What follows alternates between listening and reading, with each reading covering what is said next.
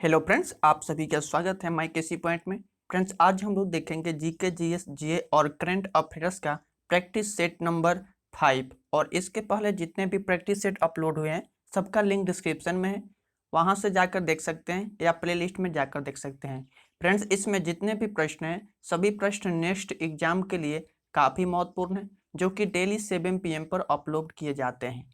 इसमें सबसे पहले 5 प्रश्न जो होंगे वह करंट अफेयर से संबंधित प्रश्न होंगे। बाकी के प्रश्न जो होंगे जीके, जीएस और जीए से लिए गए हैं। जिस तरह से हमारे एग्जाम्स में पूछा जाता है, यह सेट सिर्फ उसी एग्जाम्स के बदौलत बनाया गया है, उसी एग्जाम्स को ध्यान में रखकर बनाया गया है। तो आइए देखते हैं पहला प्रश्न। भारतीय रेलवे के किस क्षेत्र में ATMA मशीन स्थापित की गई है? भारतीय रेलवे के क्षेत्र का नाम बताना है जिस क्षेत्र में ATMA नाम की एक मशीन की स्थापना की गई है। तो इसका सही आंसर है हमारा बी, मध्य रेलवे जोन में यह ATMA मशीन की स्थापना की गई है। ये ATMA मशीन क्या होता है तो आइए जानते हैं। इसको automatic ticket checking managing access machine है, जो कि इसका उद्देश्य है कोविड-19 महामारी को रोकने के लिए इस मशीन को लगाया गया है। और अब बात करते हैं भारतीय रेलवे की कि भारतीय रेलवे क्या है। तो भारतीय रेलवे की स्थापना 19 अप्रैल 1853 ईस्वी को हुई थी। इसकी मुख्यालय नई दिल्ली में है। रेल मंत्री अभी पीयूष गोयल जी हैं। रेलवे बोर्ड के अध्यक्ष विनोद कुमार यादव और RPFS महानिर्देशक अरुण कुमार हैं। और स्वतंत्र भारत के पहले रेल मंत्री कौन थे तो जॉन मथाई। यह प्रश्न कई बार एग्जाम्स में पूछा जाता है कि स्वतंत्र भारत के पहले रेल मंत्री कौन थे तो जॉन मथाई थे। इसके बाद फ्रेंड्स नेक्स्ट प्रश्न है, the room where it happened पुस्तक के लेखक कौन है? यह एक पुस्तक है जिसके लेखक कौन है यह बताना है। इसका हमारा डी सही आंसर है, जॉन बोल्टन। जॉन बोल्टन के द्वारा इस बुक को लिखा गया है, जो कि the room where it happened पुस्तक के लेखक हैं जॉन बोल्टन। आइए जानते हैं इसके डिटेल इंपॉर्टेंट पॉइंट को। यह एक अमेरिका के पूर्व राष्ट्रीय सुरक्षा सलाहकार जॉन बोल्टन ने अपनी नई किताब में कहा है कि अमेरिकी राष्ट्रपति डोनाल्ड ट्रंप ने फिर से राष्ट्रपति चुने जाने के लिए चीन के राष्ट्रपति शी जिनपिंग से मदद लेने की कोशिश की थी। इसके बाद फ्रेंड्स नेक्स्ट प्रश्न है, किस राज्य ने 18 जून 2020 को 19वां महान जून विद्रोह दिवस मनाया है? तो इसका हमारा जो सही आंसर है ये आंसर है बी, मणिपुर राज्य के द्वारा। मणिपुर राज्य के द्वारा 18 जून 2020 को 19वां महान जून विद्रोह दिवस मनाया गया है। अब जानते हैं इसके इंपॉर्टेंट पॉइंट को। मणिपुर की क्षेत्रीय अखंडता की रक्षा के लिए जून 2001 में अपनी जान गंवाने वाले 18 व्यक्तियों को श्रद्धांजलि और सम्मान देने के लिए हर साल 18 जून को यह विद्रोह दिवस मनाया जाता है। बात किया गया है मणिपुर राज्य की, तो मणिपुर की राजधानी है इम्फाल। मणिपुर के 3 पड़ोसी राज्य हैं असम, नागालैंड और मिजोरम। मणिपुर की लोकसभा में 2 सीटें, राज्यसभा में 1 सीटें और विधानसभा में 60 सीटें हैं। और लोकटक झील मणिपुर में ही स्थित है। कोयम्बुल लामजाओ नेशनल पार्क भी मणिपुर में ही स्थित है। इसके बाद नेक्स्ट प्रश्न है, किसने RD पोर्टल सत्यभामा लॉन्च की है? किनके द्वारा इस पोर्टल की लॉन्च की गई है? सत्यभामा। तो इसका हमारा सही आंसर है बी, प्रहलाद जोशी के द्वारा। प्रहलाद जोशी के द्वारा ये पोर्टल सत्यभामा को लॉन्च किया गया है। आइए जानते हैं इसके इंपॉर्टेंट पॉइंट को। इस पोर्टल का उद्देश्य है खनन और खनिज क्षेत्रों में गुणात्मक और नवीन अनुसंधान और विकास कार्य करने के लिए शोधकर्ताओं और वैज्ञानिकों को प्रोत्साहित करना है। ये प्रहलाद जोशी केंद्रीय कोयला, खान और संसदीय मामलों के मंत्री हैं। फ्रेंड्स, इसके बाद नेक्स्ट प्रश्न है, किसे इकोनॉमिक थिंक टैंक का अध्यक्ष नियुक्त किया गया है? या किनको इकोनॉमिक थिंक टैंक का अध्यक्ष नियुक्त किया गया है?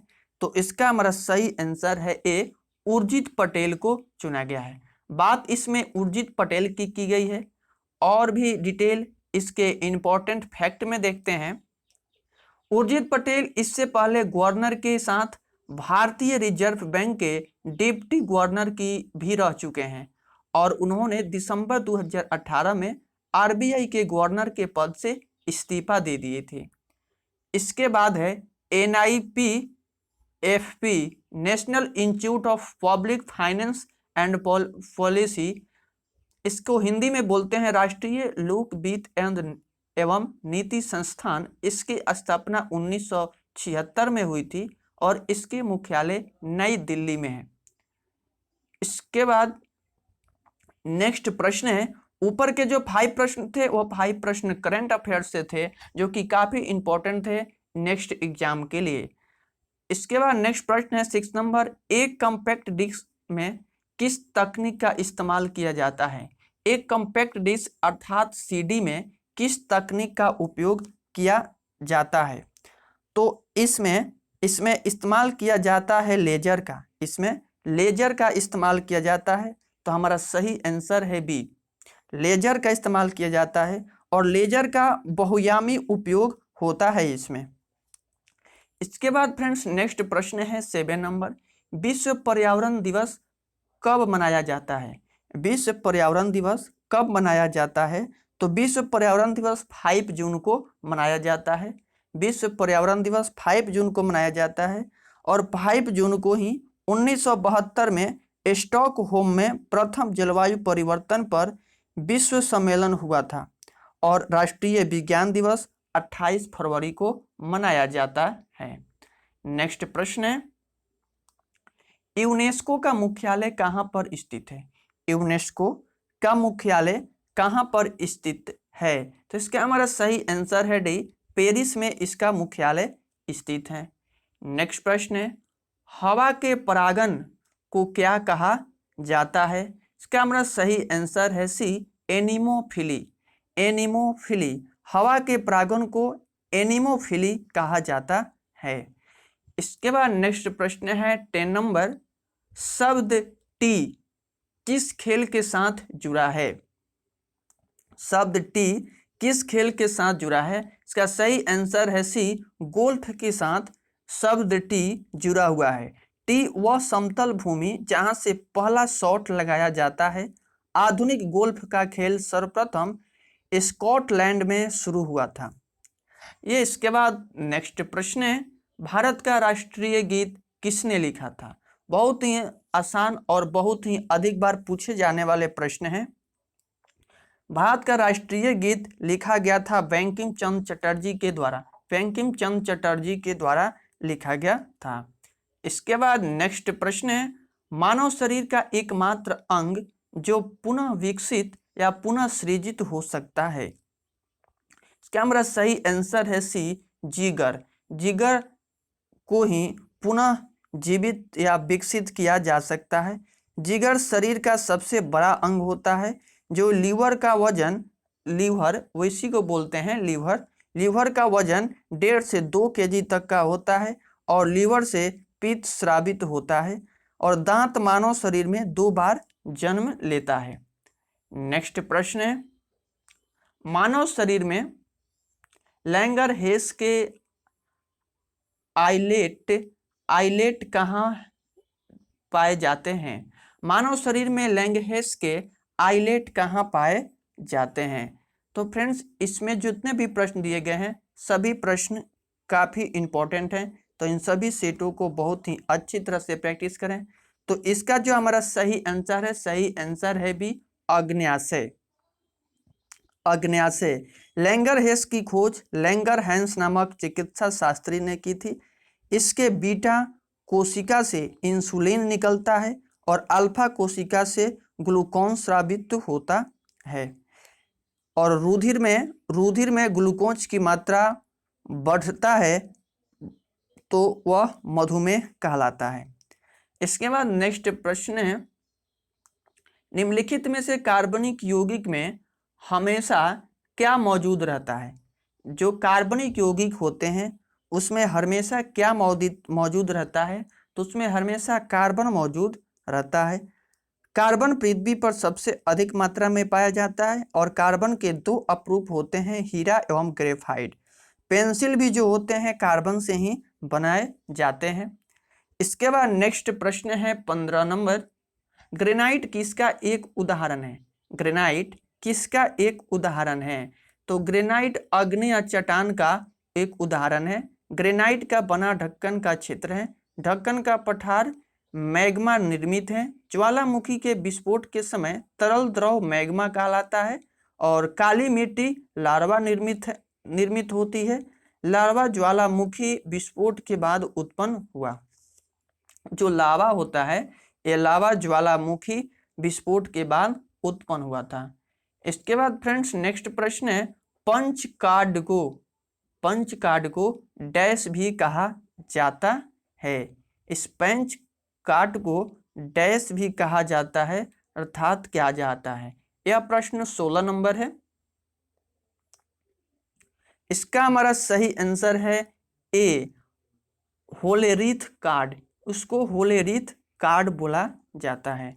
नेक्स्ट प्रश्न है 17 नंबर, किस क्रांतिकारी ने खुद से मौत को गले लगाया था? उस क्रांतिकारी का नाम बताना है जो कि खुद से मौत को गले लगाया था। यदि इन सभी प्रश्नों का आंसर आपको पता हो तो कमेंट बॉक्स में आंसर अवश्य दें। इसका हमारा सही आंसर है डी, चंद्रशेखर आजाद ने खुद ही मौत को गले लगाया था। और चंद्रशेखर आजाद ने कसम खा रखी थी कि अंग्रेज जिंदा हमें नहीं पकड़ सकता है। चंद्रशेखर आजाद 27 फरवरी 1931 ईस्वी में इलाहाबाद के अल्फ्रेड पार्क में थे, जहां फिरंगी से मुठभेड़ होने पर अंतिम गोली स्वयं मार ली। प्रफुल्ल चाकी ने भी आत्महत्या मोकामा के पास कर लिया था। इसके बाद नेक्स्ट प्रश्न है 18 नंबर, इनमें से किस योगदान के लिए एडवर्ड जेनर प्रसिद्ध हैं? एडवर्ड जेनर किसके लिए प्रसिद्ध है? तो टीका के खोज के लिए एडवर्ड जेनर का काफी योगदान था। एडवर्ड जेनर ने सर्वप्रथम चेचक के टीका को तैयार किया। टीका के द्वारा प्रतिरोधक क्षमता शरीर में बढ़ाई जाती है। पोलियो का वैक्सीन जोनस साल्क और ऑल्बर्ट साबिन ने बनाया था। इसके बाद फ्रेंड्स नेक्स्ट प्रश्न है 19 नंबर, किस भारतीय राजा ने पूर्व एशिया के कुछ हिस्से को जीतने के लिए नौसैनिक शक्ति का इस्तेमाल किया था? इसका हमारा सही आंसर है सी, राजेंद्र चोला के द्वारा नौसैनिक का इस्तेमाल किया गया था। भारत के इतिहास में केवल चोल वंश है जिसने नौसेना पर अधिक ध्यान दिया। राजेंद्र चोल को पंडित चोल और गंगेकोट भी कहा जाता है। इसके बाद नेक्स्ट प्रश्न है 20 नंबर, निम्नलिखित में से कौन सा देश बंदरगाह विहीन देश है? किस देश में बंदरगाह नहीं है? इसका सही आंसर है बी, कजाकिस्तान में कोई भी बंदरगाह नहीं है। और कजाकिस्तान विश्व का सबसे बड़ा लैंडलॉक देश है। इसमें पूर्व मंगोलिया सबसे बड़ा लैंडलॉक देश था। और बंगाल भी लैंडलॉक देश है। नेपाल भी लैंडलॉक देश है।